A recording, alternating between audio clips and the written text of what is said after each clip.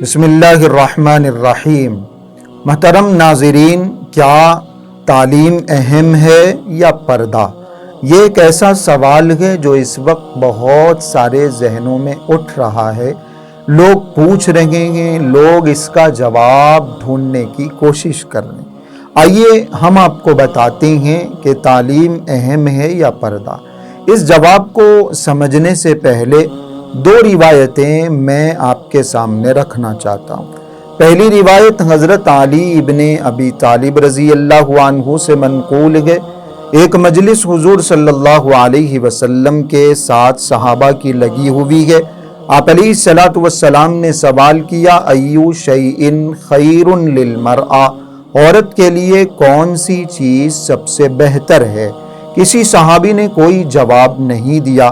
حضرت علی رضی اللہ عنہ اپنے گھر تشریف لائے اور یہی سوال انہوں نے حضرت فاطمہ رضی اللہ عنہا سے فرمایا، عورتوں کے لیے کون سی چیز بہتر ہے؟ حضرت فاطمہ رضی اللہ عنہا نے اس کا جواب دیا، عورتوں کے لیے سب سے بہتر یہ ہے کہ نہ وہ کسی مرد کو دیکھے نہ کوئی مرد اس کو دیکھے۔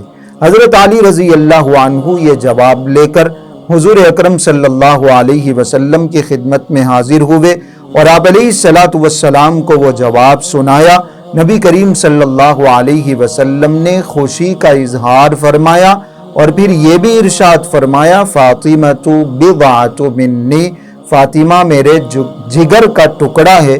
اس لیے اس نے جو جواب دیا وہ بالکل صحیح ہے، اس کو زیب دیتا ہے۔ یہ ایک روایت۔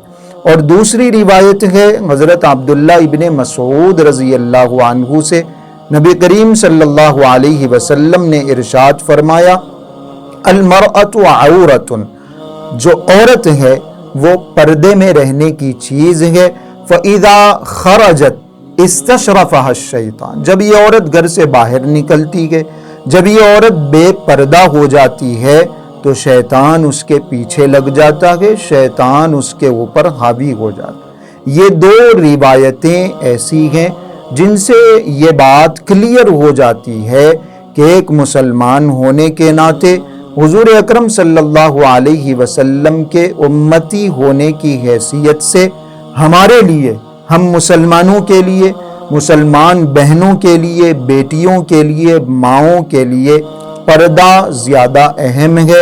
حجاب کے حکم کو پورا کرنا بہت زیادہ ضروری ہے۔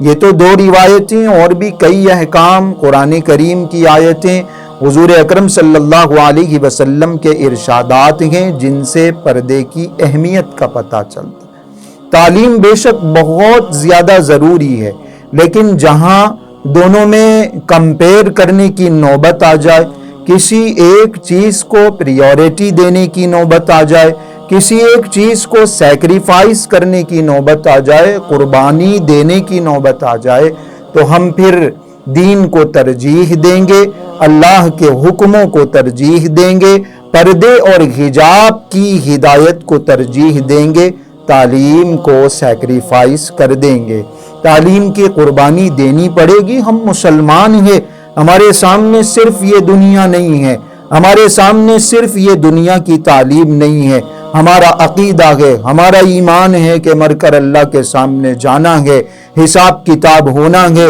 اللہ کو اپنے ایک ایک عمل کا جواب دینا ہے۔ تو ہم یہ دیکھیں کہ اگر ہم صرف تعلیم کو پریورٹی دیتے ہیں، تعلیم کو سامنے رکھتے ہیں، تو اللہ کو کیا جواب دیں گے؟ ہم اپنے اعمال کا کیسے حساب دیں گے؟ تھوڑا سا نقصان اپنی تعلیم کا برداشت کیا جا سکتا ہے۔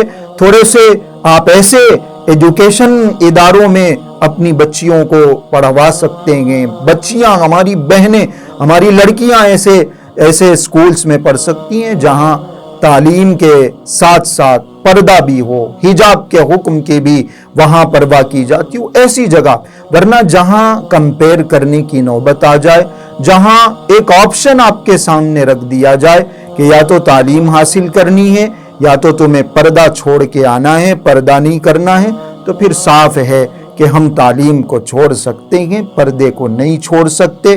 یہی اللہ کا حکم ہے، یہی حضور اکرم صلی اللہ علیہ وسلم کی ہدایتیں، اسلام یہی چاہتا ہے کہ ایک مسلمان ہونے کے ناطے ہمارے سامنے ہماری آخرت ہو، اللہ کے احکامات ہوں، حضور کی سنت ہو، باقی سب چیزیں بعد میں رکھی جائیں۔